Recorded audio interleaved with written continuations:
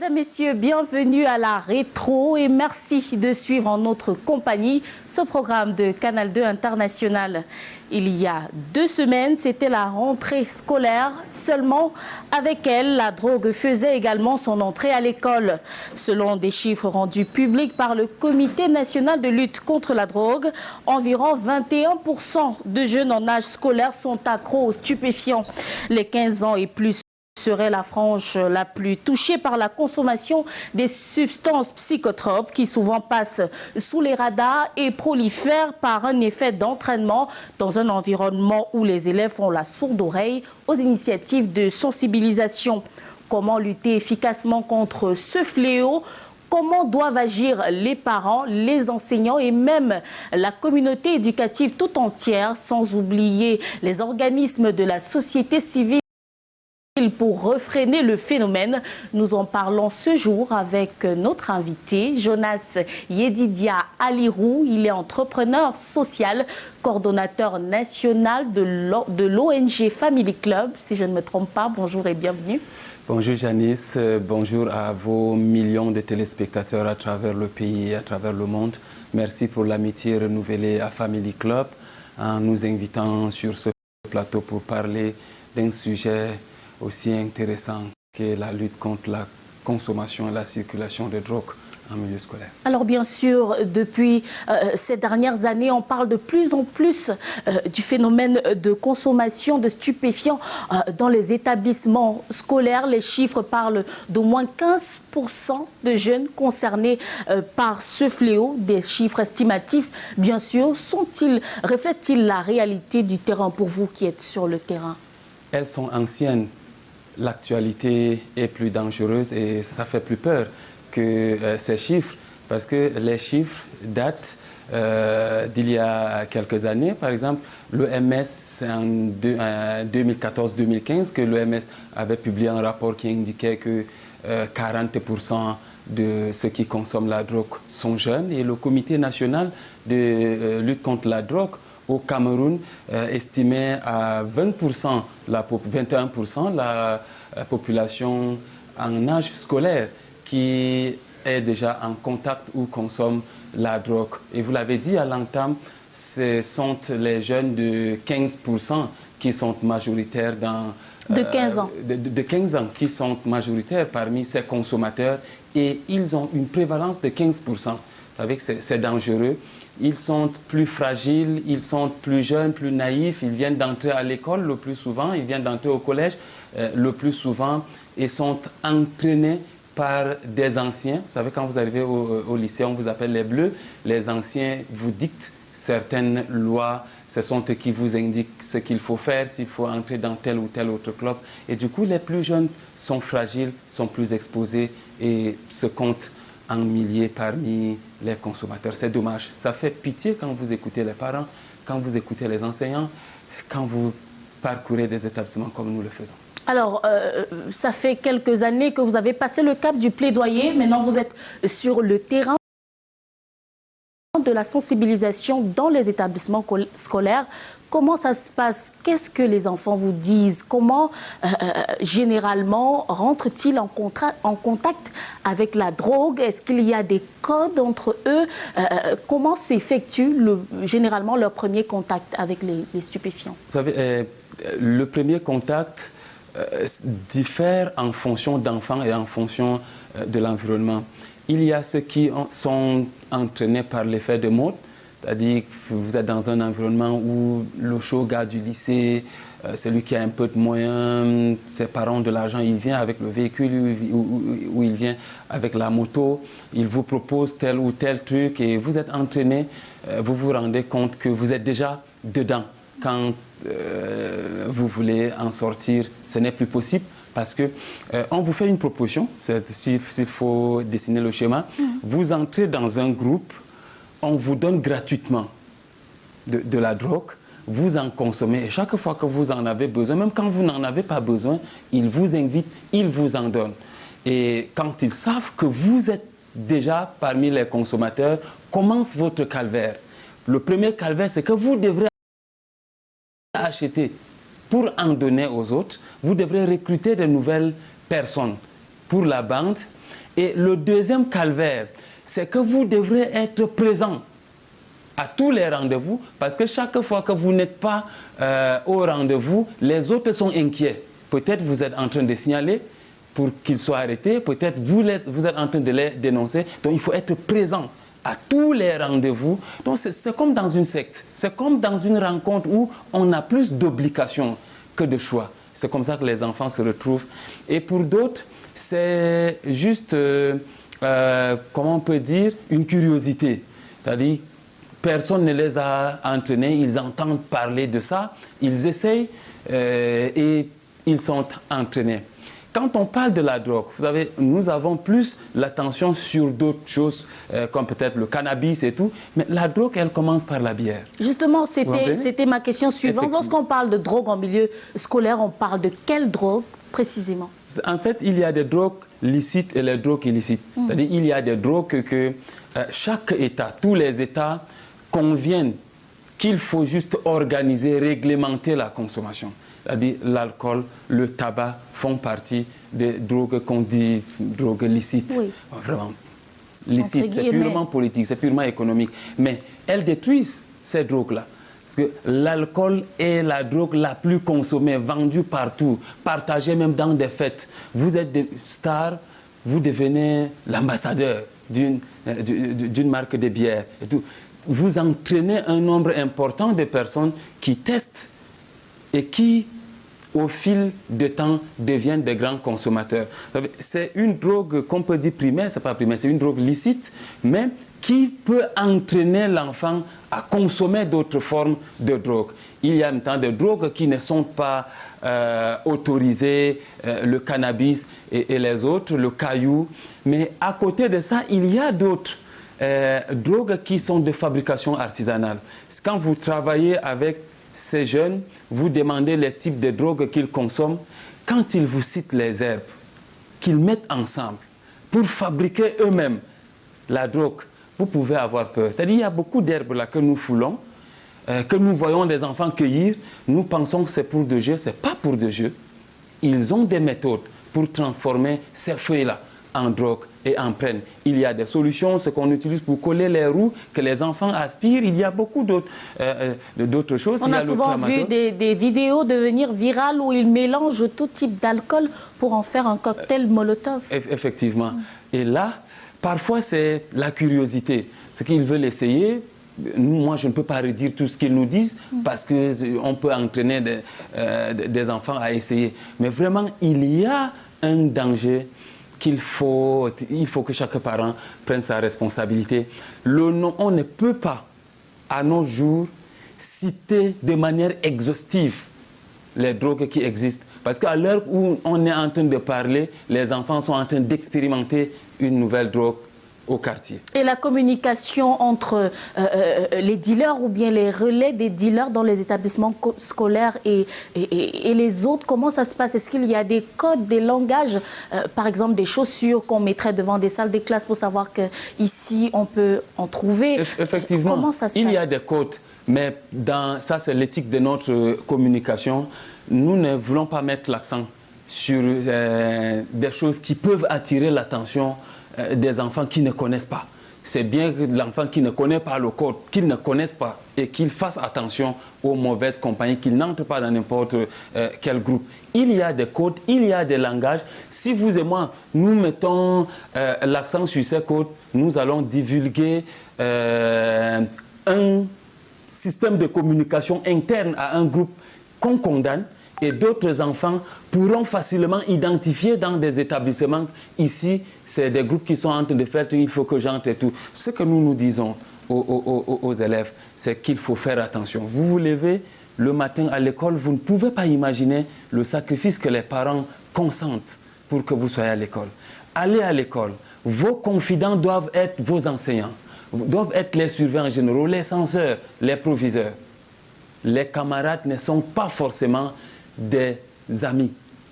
Vous êtes ensemble, si c'est pour des répétitions et que c'est en salle, vraiment terminer les répétitions et rentrer à la maison. Il ne faut pas qu'on divulgue ces codes-là. Mais il faut également comprendre que la plupart des écoles connaissent les dealers. vous ne pouvez pas aller dans un établissement et penser que le proviseur, tous les censeurs ou que tous les autres ne connaissent pas. Le plus souvent, ils connaissent. Il y a ceux qui choisissent de laisser ces enfants parce que c'est ces enfants qui les aident à attraper les nouveaux. Il y a c'est-à-dire qui leur permettent de filer et de bien contrôler le réseau. Le réseau. Et d'autres, il y a la peur.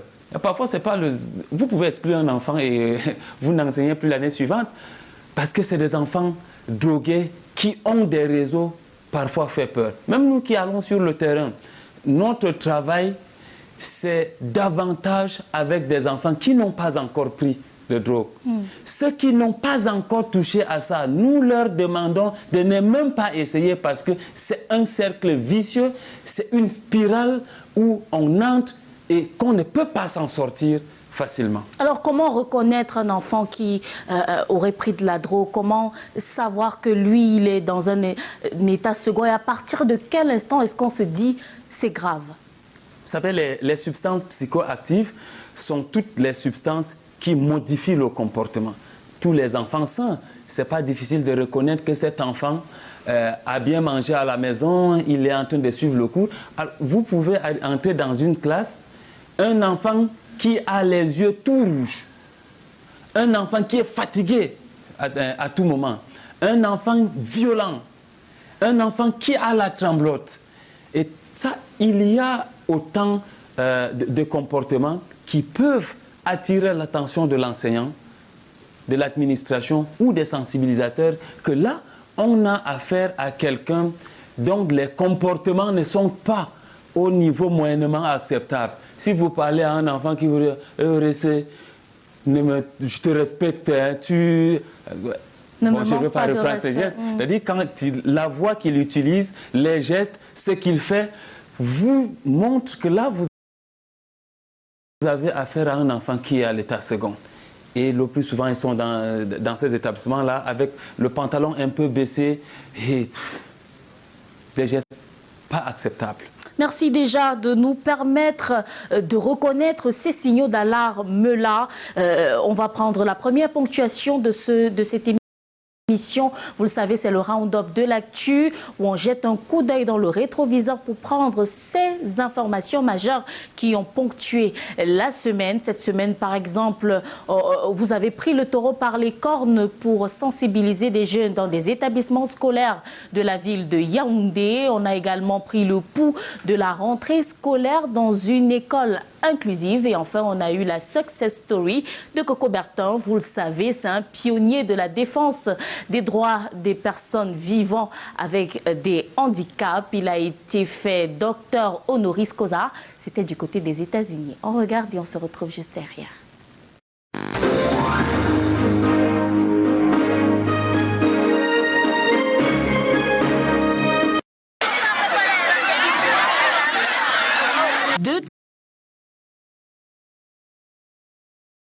Tableau, 2 établissements scolaires avec bien des similitudes. Ici, le lycée classique d'Uncolbison. Là, le lycée technique. Un point commun, une campagne de sensibilisation aux allures de causerie éducative sur les dangers liés à la consommation de stupéfiants. Vivre ensemble harmonieux est une condition sine qua non pour la paix et qu'ils doivent s'abstenir aux actes de violence, de consommation de drogues et de stupéfiants qui est néfaste à leur propre santé et même à leur propre avenir, car on le dit, on ne le dirait jamais assez, la jeunesse est le fer de lance de la nation. Ici, la cigarette, la chicha, le banga et même le sokudai, une boisson mentholée à l'aspect translucide vendue par des ambulants, ont du succès. Et pourtant, ces agents de l'association Family Club entament une croisade contre ces substances nocives pour la santé. Aidés du personnel enseignant, le message passe. Il a retenu qu'on ne doit pas consommer de la drogue, on ne doit pas fumer, on ne doit pas boire les remèdes. de ne pas avoir de mauvaises compagnies, car les mauvaises compagnies que nous pouvons avoir peuvent nous détruire. Nous devons éviter d'approcher les personnes qui consomment de la drogue et les stupéfiants. Les établissements scolaires sont devenus des cibles privilégiées des petits trafics. La sensibilisation vise à faire reculer ce fléau qui mine la jeunesse. Après ces 2 établissements, une centaine de volontaires investira les rues de Yaoundé afin de poursuivre le travail de mise en garde. Les animateurs pédagogiques au quotidien veillent au suivi des apprentissages des élèves dans chaque discipline. Ils sont d'une importance capitale, même si la réalité aujourd'hui est tout autre. On se rend compte que depuis un certain nombre d'années, en raison d'autres éléments externes à la pédagogie, les animateurs pédagogiques n'assument plus avec efficacité, avec pertinence, cette responsabilité. Il est question de redynamiser les conseils d'enseignement au niveau des établissements scolaires. Il faut améliorer la qualité de l'enseignement pour un meilleur apprentissage et une meilleure évaluation. Ils sont une quarantaine d'inspecteurs et conseillers pédagogiques, responsables d'animation pédagogique qui partagent ici leur expérience en vue de trouver des solutions durables. Non pas chercher à mettre un modèle extérieur. On ne veut pas les copier, mais on veut tenir compte de ces expériences pour arriver à construire un modèle qui soit réellement possible à mettre en œuvre dans les collèges camerounais. Cette chaîne de supervision pédagogique va à leur tour renforcer les enseignants sur le terrain. Par la suite, on aura les enseignants qui auront des compétences nouvelles, qui auront des connaissances nouvelles. Par la suite, ils auront des pratiques d'enseignement différentes et nouvelles. Donc, in fine, c'est l'élève sur le terrain qui sera impacté parce que les pratiques enseignantes vont évoluer. Attendu de cet atelier qui s'achève le 22 septembre prochain, des propositions concrètes qui pourraient être mises en œuvre. C'est un aveugle camerounais, mais pas des moindres. Il s'agit du tout premier élevé au grade de docteur honoris causa en Californie aux États-Unis d'Amérique le 16 septembre dernier. L'un des rêves de Coco Bertin devenu réalité pour lui permettre de poursuivre la mission qu'il s'est assignée. Je rêve donc d'apporter ma modeste contribution pour former la jeunesse camerounaise, pour former ces personnes handicapées de manière à ce que Coco Bertin soit dupliqué sur l'ensemble du territoire national et même au-delà du Cameroun. En plus d'un doctorat, Coco reçoit 2 awards, dont un en leadership et l'autre en développement holistique. C'est son parcours atypique qui lui vaut ces distinctions honorifiques. C'est du moins ce que soulignent les organisateurs de la cérémonie de graduation à laquelle il a été convié. Ce 21 septembre au ministère des Affaires sociales, il reconnaît quand même que tout ceci a été rendu possible grâce à ceux qui l'encouragent et l'accompagnent au quotidien. Nous pensons que ça nous a apporté beaucoup de valeur ajoutée, que ce soit dans l'élaboration des textes d'application, que ce soit dans le fonctionnement même du ministère en ce qui concerne les personnes handicapées. Monsieur Coco Bertin a été la personne ressource. Moi, je ne fais pas grand-chose. J'ai toute une équipe qui m'accompagne, qui fait le travail.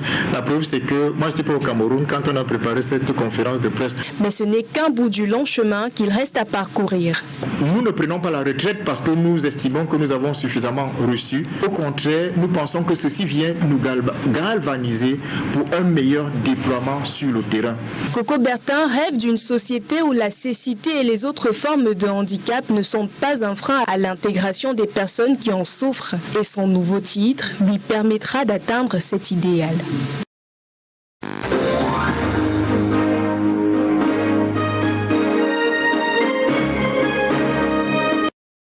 Réaction à ces différents tableaux qui présentent l'éducation autrement. D'abord, toute mon admiration au docteur Coco Bertin.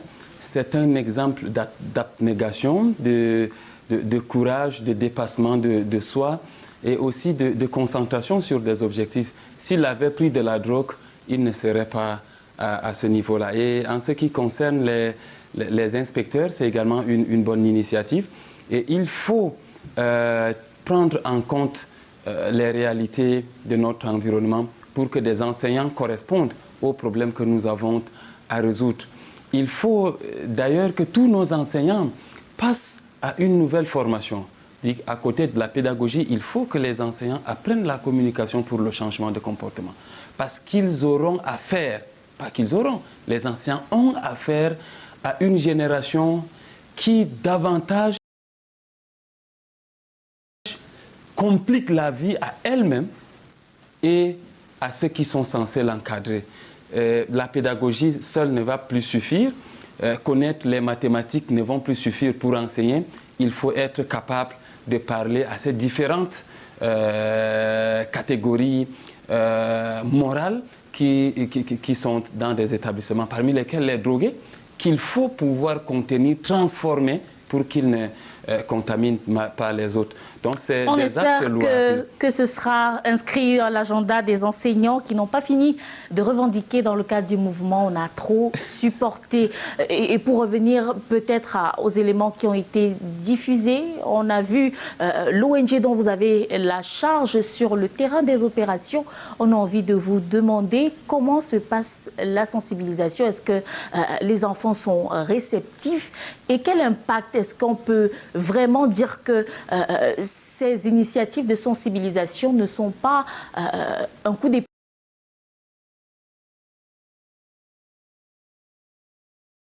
dans l'eau? Nous avons 100 volontaires.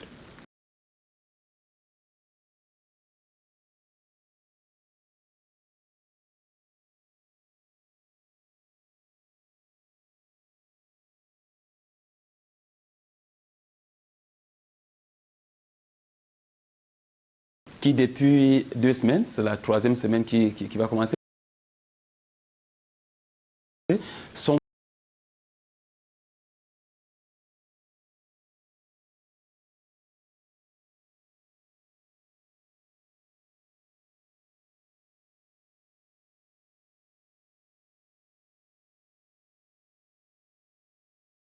sur le terrain pour parler de la drogue dans des établissements scolaires. Ils sont en petit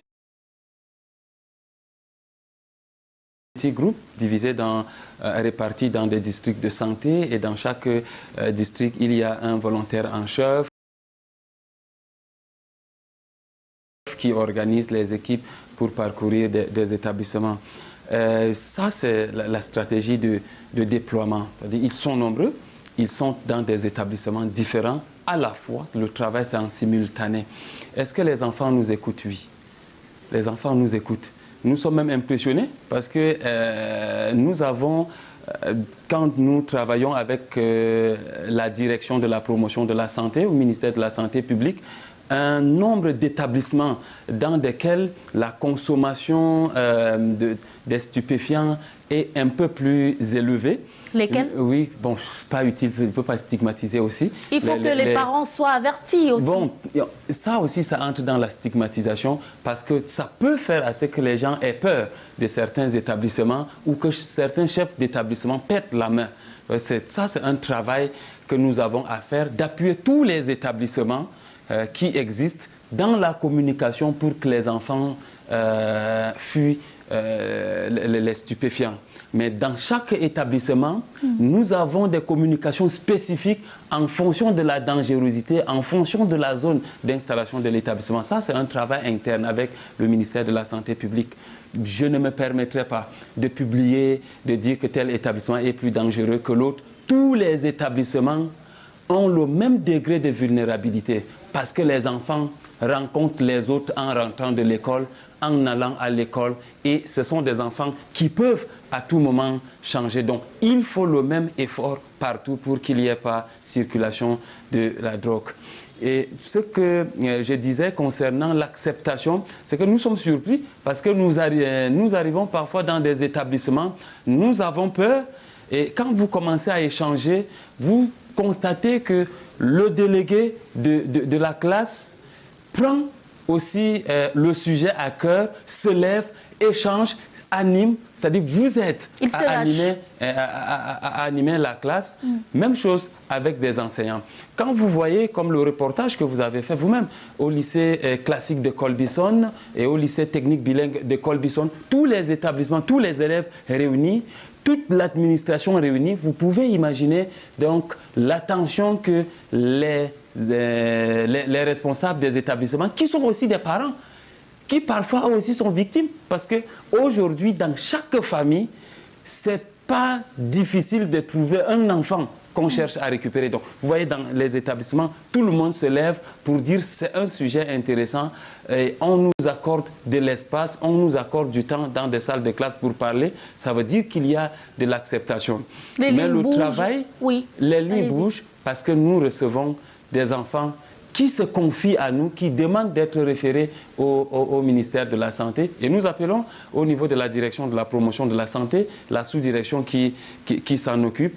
Il y a des gens que nous demandons directement d'aller à l'hôpital central parce qu'il y a un centre-vie là-bas. Il y a également au niveau de l'hôpital Jamon une unité qui s'occupe de la désintoxication. Donc, la réaction, quand vous parlez et que les gens reviennent à vous pour dire « Moi, j'ai déjà commencé vraiment l'affaire là, grand frère, je fais comment ?» Ça veut dire qu'il vous a écouté. Quand un enfant vient vous dire « On m'a entraîné dans un groupe, mais je fais comment ?» Vous l'orientez vers l'administration, vous lui demandez de faire attention, vous lui demandez d'appeler le 1510, qui est un numéro vert du ministère de la Santé publique.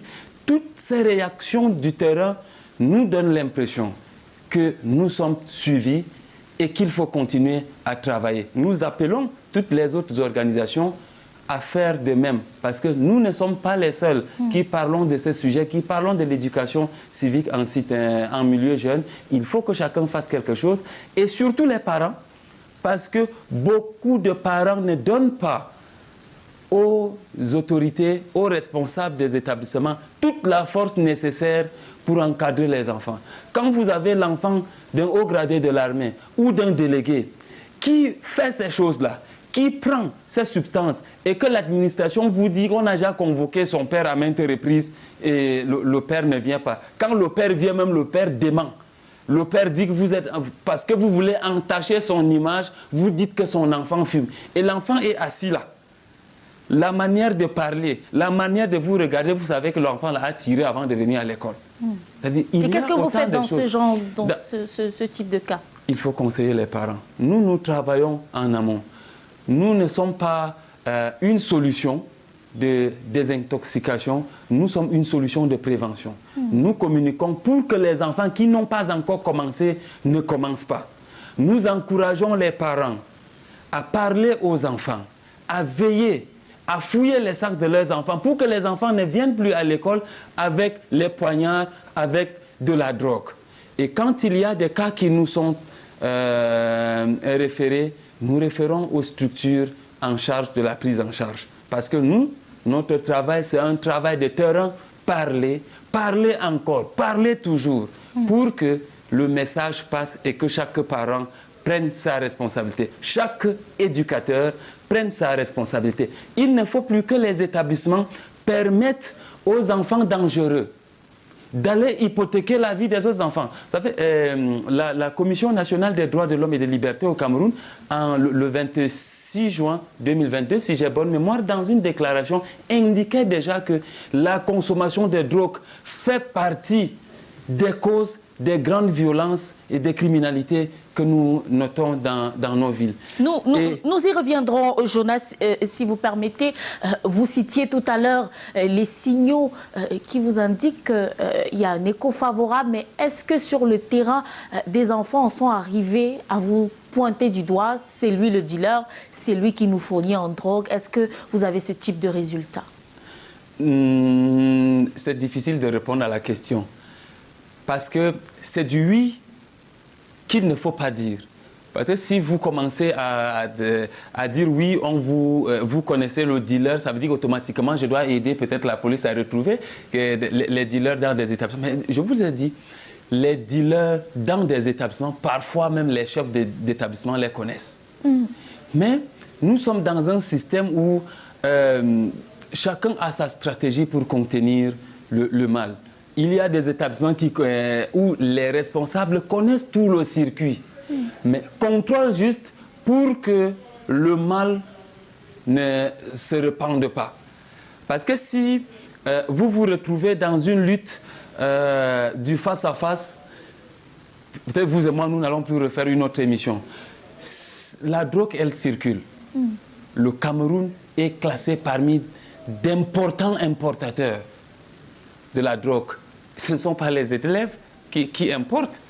Ce ne sont pas les cette élèves drogue, qui elle va bien cultivent. quelque part. Ouais, ça quitte de quelque part, avec des réseaux très huilés, avec des réseaux très grands, des gens plus forts que vous et moi, qui connaissent, qui savent ce qui se passe. Nous, notre travail se réduit, je l'ai dit, à parler à chacun. Vous savez, nous sommes dans un environnement qui fonctionne comme la Bible. C'est-à-dire, Dieu dit, je vous donne le bien et le mal, mais choisissez le bien.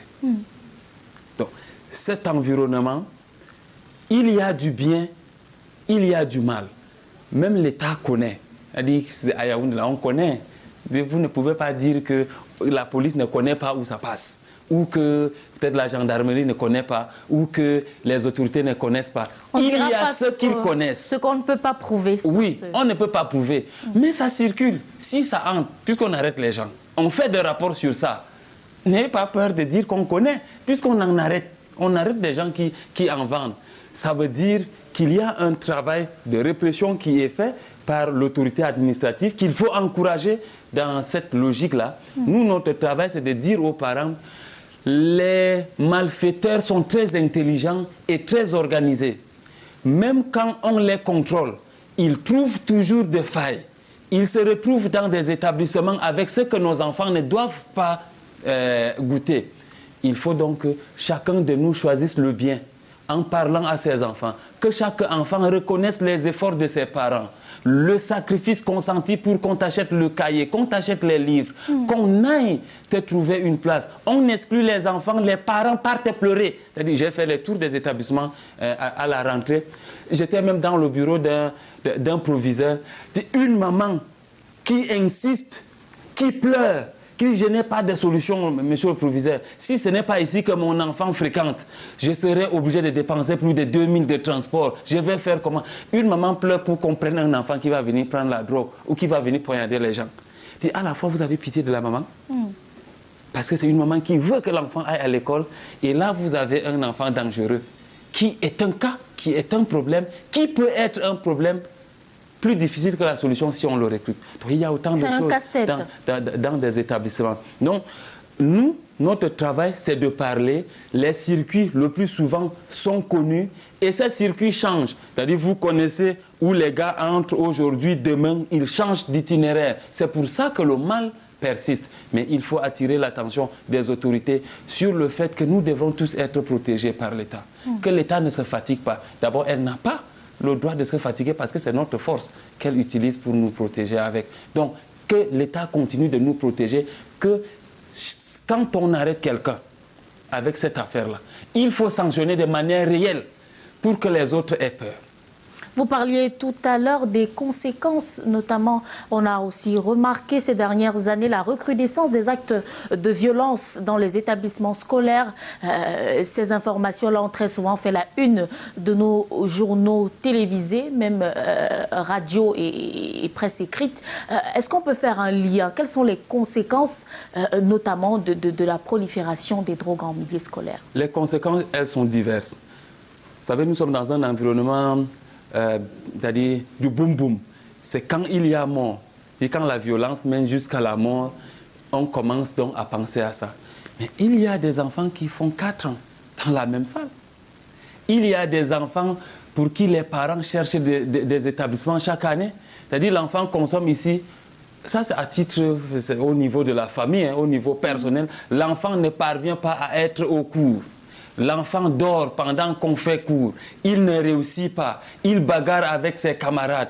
Ça, c'est des conséquences au niveau primaire qu'on constate et que parfois les établissements tentent de gérer. Maintenant, sur le plan sanitaire, un enfant qui a commencé à prendre de la drogue à 15 ans, quand il a 20 ans, il n'a pas les mêmes chances qu'un autre qui n'a jamais pris de la drogue. Si vous prenez le cas des concours qu'on lance, par exemple, vous constatez qu'il existe beaucoup de concours dans lesquels on fait des examens. On fait des examens approfondis. On fait courir les élèves, les candidats. Si vous avez pris de la drogue, vous avez fait comment pour faire les courses des gens qui font le recrutement là? Mais le poumon va lâcher. Si vous avez déjà pris de la drogue, automatiquement, certains organes vitaux ne fonctionne plus à 100%. Votre foie, votre oesophage, votre poumon, tout ce qui est à l'intérieur est déjà attaqué. À côté de troubles de comportement visibles, c'est-à-dire le fait que vous êtes un genre, c'est-à-dire tout le monde commence à voir comment vous faites. Vous avez 20 ans, mais vous faites 40 ans quand on vous voit fatigué et tout. Ces troubles de la concentration. Oui, il y a sur le plan sanitaire en interne un coup que vous prenez parce que le sang est déjà touché, les organes vitaux sont touchés et c'est dangereux. Vous êtes exposé à la cirrhose de foie, si c'est de l'alcool, l'œsophage, il y a le cancer de sauvage également, il y a les intestins qui ont leur cancer. Vous attrapez des maladies pour lesquelles la science n'a pas encore des solutions définitives. Vous hypothéquez votre chance de grandir en plein potentiel. Parce que quand on parle du développement de ce pays, quand on parle de la stratégie nationale de développement, pour que les enfants soient, pour que cette génération soit capable de bénéficier de la dividende économique, des fruits de la croissance, il faut qu'elle soit en santé. Tous les enfants qui n'auront pas fréquenté, tous les enfants qui n'auront pas une formation professionnelle, tous les enfants qui ne connaîtront pas un métier, qui ne seront pas en santé, auront de la peine à capter le fruit de l'émergence que nous souhaitons de tous nos voeux. Donc, même si on fait des bonnes routes, si vous êtes malade et que vous êtes à l'hôpital, ça veut dire que la route là ne vous aide plus.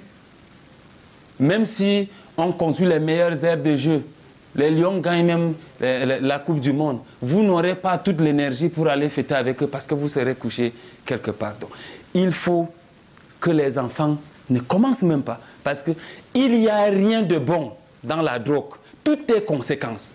Quand vous la prenez, il y a des conséquences au niveau économique parce qu'on commence à vous donner gratuitement, comme je le disais, à l'entame de l'émission, pour vous traîner, les gens commencent à vous donner. Une semaine plus tard, vous devrez aussi donner aux autres. Vous faites comment? Il y a des mamans qui chaque jour pleurent la disparition de 500 francs, de 1000 francs. Bon, ils savent, ils connaissent. Il y a peut-être 10 enfants, ils connaissent, ils savent qu'il y a un mauvais élément.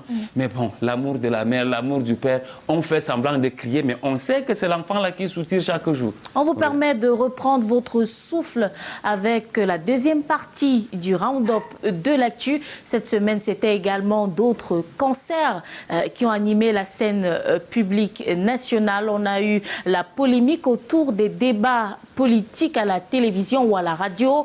On a également eu cette grogne des exploitants de sable au sujet de la lettre de voiture. On regarde.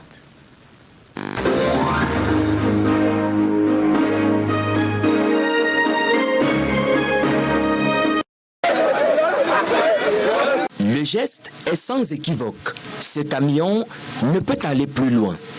Les dents bien pointues de la Hertz, prête à mordre les pneus, le chauffeur tente de négocier. Il est contraint de se ranger sur le bas-côté.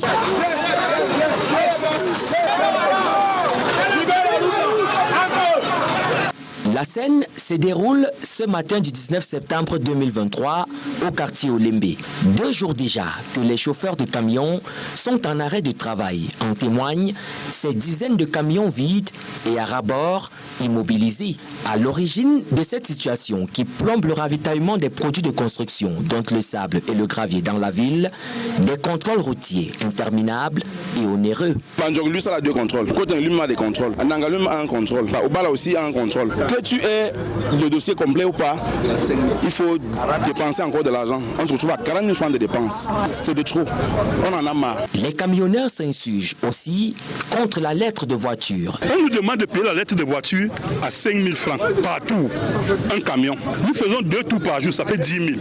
En 6 jours, ça fait 60 000. En un mois, ça fait 240 000. En 10 mois, ça fait 2 400 000. Plus 480 000 les 2 autres mois, ça fait 2 880 80 000 qu'on demande aux camionneurs de payer. Au cours de la rencontre entre le secrétaire général du ministère des Mines et des responsables de carrière ce jour, le membre du gouvernement promet trouver un moyen de distribuer la lettre de voiture gratuitement.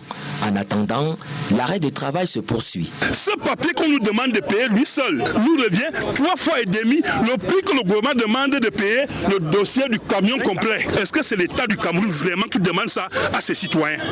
La question reste posée à qui de droit? L'expert en droit des médias ouvre le débat. On peut exagérer, on peut provoquer sans insulter, sans injurier, sans diffamer, sans outrager.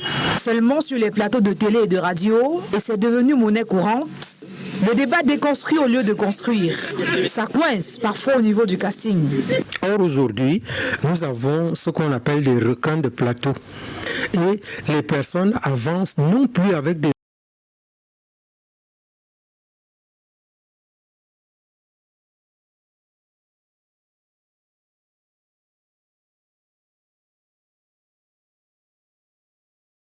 arguments, mais avec des témoignages, des sentiments, tu sais à qui tu as affaire, c'est moi qui étais à tel endroit, à telle période. Avoir presque ou toujours les mêmes pour les rendez-vous d'échange médiatiques, ceci s'explique par la disponibilité et l'ouverture de certains panélistes. Mais là, notre expert en communication a vite fait de constater un court-circuit. C'est un court-circuit. D'une part, la médiocrité des plateaux n'incite plus des personnalités qui ont des arguments à venir argumenter. D'autre part, les personnes qui viennent, en ce temps-là, c'est vraiment du tout venant, je suis désolé de le dire comme ça.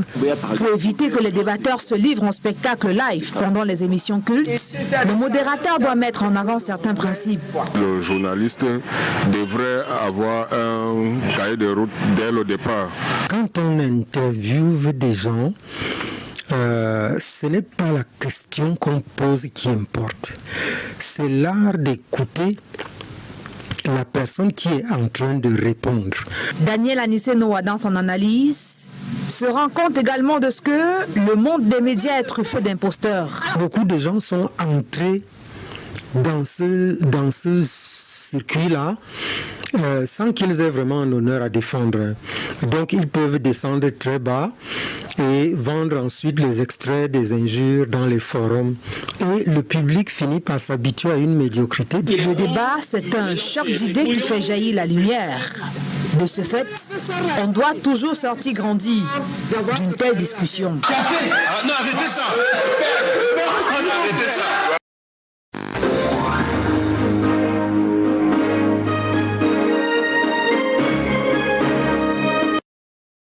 Vous savez, tout ce qui se passe là traduit mieux notre société et pourquoi nous sommes obligés aujourd'hui de demander aux enfants de ne pas fumer le chanvre.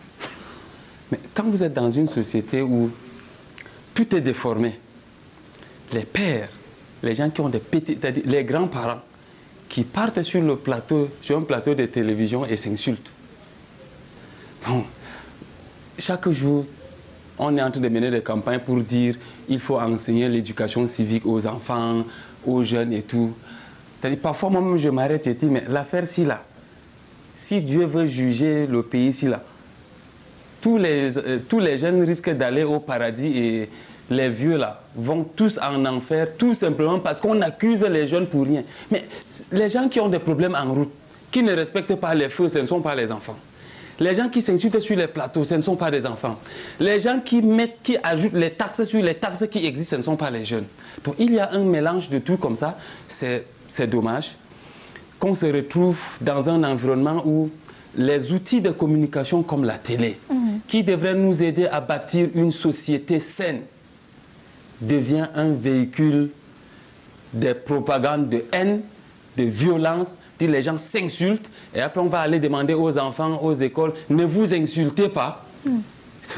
Tous ces mélanges-là, voilà autant de choses qui compliquent le travail que nous avons sur le terrain, celui d'aider le Cameroun à bâtir une génération capable de porter le pays au développement en toute citoyenneté, en tout civisme.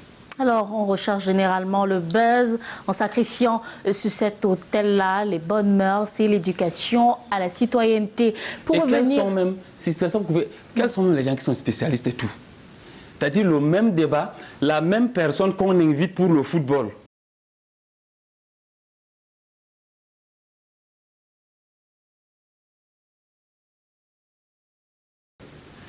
Demain, il revient, il parle du macabo.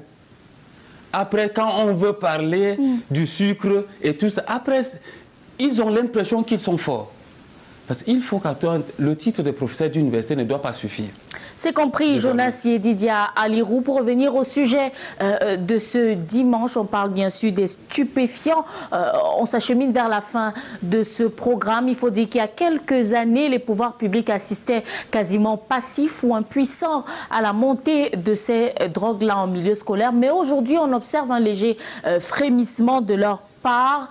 Que doivent faire les parents, les enseignants, la communauté éducative dans son entièreté pour pouvoir juguler le phénomène? D'abord au niveau de l'État. C'est déjà bien parce que le travail que nous faisons, nos volontaires ont été formés par le ministère de la Santé publique. Et même les affiches que nous utilisons, c'est des affiches du ministère. Donc tout a été conçu en termes de communication pour que nos volontaires portent ces messages dans des établissements. Donc il faut demander, il faut qu'on dise à l'État, ce n'est même pas demander, c'est une obligation que l'État puisse, l'État c'est vous, c'est moi, que le gouvernement utilise les moyens que nous avons pour mettre fin, pour réduire la circulation, mettre fin à la circulation de la drogue. Surtout au niveau primaire, au niveau des enfants. Il y a des drogues de synthèse qui sont utilisées en médecine, il y a d'autres qui sont utilisées peut-être pour gérer des cas de traumatisme et tout. Il faut laisser la médecine gérer cela. Mais la drogue qui circule dans la rue, elle est destructrice de la couche sociale. Et il faut que l'État, que le gouvernement double d'efforts pour que le phénomène soit atténué. Maintenant, au niveau de chaque parent. Quelle attitude avoir? Il faut que chaque parent soit responsable. D'abord, comment prévenir? Oui, dans prévenir là, il y a tout dans ce que je dis responsabilité. Chacun de nous est censé échanger avec ses enfants. Se rassurer que l'enfant qui va à l'école va respecter le règlement intérieur, va respecter les enseignants, apporter à l'enfant le minimum nécessaire pour que l'enfant aille à l'école et revienne à la maison. Beaucoup de parents laissent les enfants se battre. C'est-à-dire un enfant sort, il se retrouve où on baigne le sable pour trouver de l'argent, et pour baigner le sable, on lui dit il faut prendre une cigarette pour avoir de l'énergie. L'enfant se retrouve un peu partout dans des mauvaises compagnies. Donc il y a une responsabilité des parents qui est de veiller sur l'enfant. Parce que quand un enfant réussit, vous êtes content. Ça veut dire que s'il ne réussit pas, vous ne serez pas content. Il faut donc travailler. Et pour les enfants qui ont déjà les oreilles, qui peuvent écouter, mais quelle fille n'aimerait pas être à la place de Janice Kamga pour qu'on la regarde? Mais pour arriver là, il faut faire l'école. Et il faut être discipliné. Si vous preniez de la drogue, vous ne serez pas là. Que les autres filles comprennent. Et pour ceux qui ont déjà goûté, ceux qui ont déjà goûté, qu'est-ce que les parents peuvent faire? Il y a une possibilité pour tout. Ils peuvent commencer à abandonner la drogue. Si vous prenez 15 cigarettes par jour et que vous en prenez 12, vous descendez à 10, vous descendez à 8. C'est-à-dire à titre personnel, c'est possible d'habituer l'organisme progressivement jusqu'à sortir de là. C'est la même chose pour la bière. C'est la même chose pour d'autres choses. Et si ça vous dépasse, confiez-vous à vos surveillants généraux, ils vous indiqueront. À l'heure où on parle, le ministère de la Santé publique a un numéro, le 1510. C'est un appel gratuit. Appelez à ce numéro-là. Dites que vous avez déjà commencé à consommer la drogue. Vous voulez laisser, ça vous dépasse. On va vous orienter. Même si vous êtes en Guelemenduka, même si vous êtes à Akon, même si vous êtes où, il y a possibilité à ce qu'on remonte l'information et que vous ayez un suivi qui vous permettra de sortir de là. Maintenant, les chefs d'établissement, il faut qu'on trouve des moyens pour que les enfants n'entrent plus avec la drogue.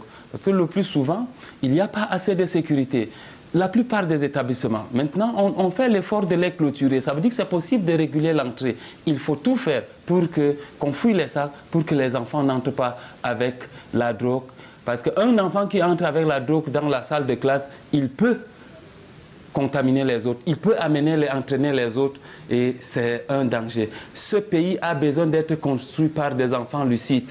Et il y a aussi la responsabilité, vous et les autres qui êtes dans des médias. Les médias. Ne donnez pas, ne rendez pas célèbres ceux qui viennent à la télé avec le cigare, avec le champagne, avec tout. Mais quand on est dans un pays où chaque personne qui réussit devient ambassadeur de la bière, c'est quel pays ça?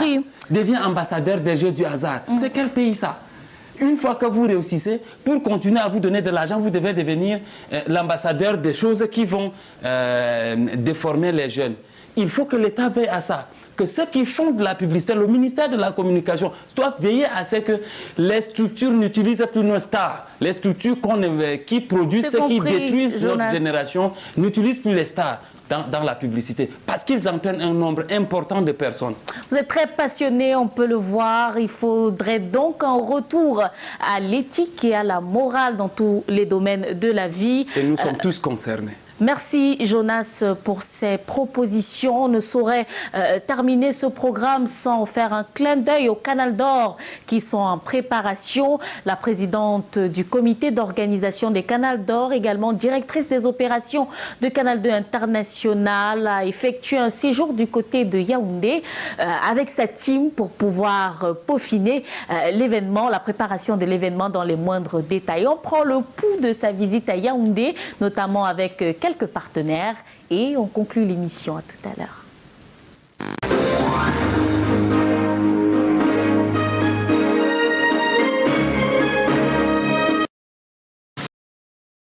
Premier arrêt de cette visite chez les partenaires hôteliers, le Djega Hotel de Yaoundé.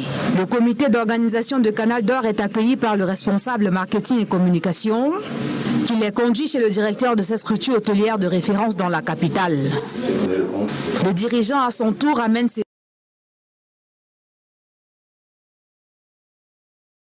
hôtes à la découverte des chambres dites au standing du nouveau bâtiment avant de découvrir la piscine en contrebas. Autre lieu, le Hilton Hotel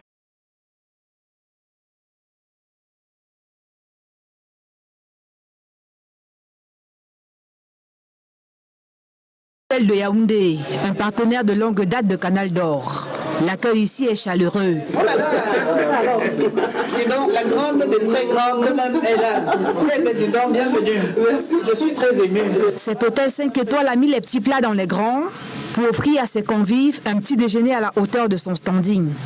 Pour cette 14e édition de Canal d'Or, les deux institutions renouvellent leur partenariat. Le Hilton flatté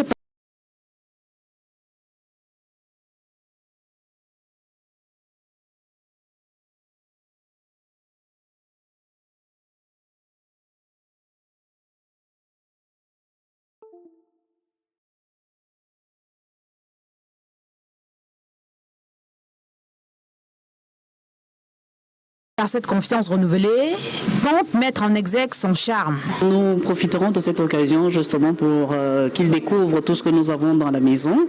Bon, les chambres, c'est du banal, tout le monde connaît les chambres, les restaurants, tout le monde connaît les restaurants, mais nous avons quelque chose de spécifique chez nous. C'est au 11e étage de cet hôtel où nous avons le bar panoramique. Le bar panoramique où nous avons le sushi bar. Donc ça c'est, je vais dire, très nouveau. Et puis c'est, bon, naturellement vous êtes au Hilton, c'est le meilleur. Vous n'allez pas avoir mieux dans la place. Mais Madouala, je ne suis pas sûre que vous avez mieux. Donc, vos clients et nos invités seront très heureux de découvrir le sushi bar. À la Falaise Hôtel, également situé au cœur de Yaoundé, c'est une jeune et dynamique équipe qui accueille les hommes et femmes en or de Canal d'Or pour une visite guidée. D'abord dans les suites et chambres. Ensuite dans la salle de réunion et au restaurant. Le Congress Hotel ouvre également ses portes au comité d'organisation de Canal d'Or. Pour séjour ici, marqué par des échanges entre les deux partenaires. C'est à l'hôtel Montfébé que Colette Chatu et son équipe démarrent leur deuxième et dernière journée de visite chez leur partenaire de la capitale. Le directeur général himself souhaite la bienvenue au comité d'organisation de Canal d'Or. Alors, comment ça va le jeune petit frère dynamique? Ça va? Très bien. Les moments d'échange permettent de revisiter les belles pages des précédentes éditions de Canal d'Or. L'hôtel Montfébé est à nouveau partant pour cette 14e édition. Nous avons l'habitude de travailler avec Canal d'Or. Cette fois-ci, il ne saurait en être autrement. Nous allons encore essayer de faire un peu plus. Chaque fois, il faudra mettre un peu plus pour apporter, n'est-ce pas, la qualité dans la promotion de la culture, n'est-ce pas, au Cameroun. Et à travers cela, dans le monde entier. L'hôtel La Falaise, le Djega Hotel, le Hilton Hotel, Congress Hotel et l'hôtel Montfébé. 5 infrastructures hôtelières de renom dans la capitale qui ont décidé de coller leur marque à l'acte 14 de la prestigieuse cérémonie de récompense des artistes en Afrique centrale, Canal d'Or.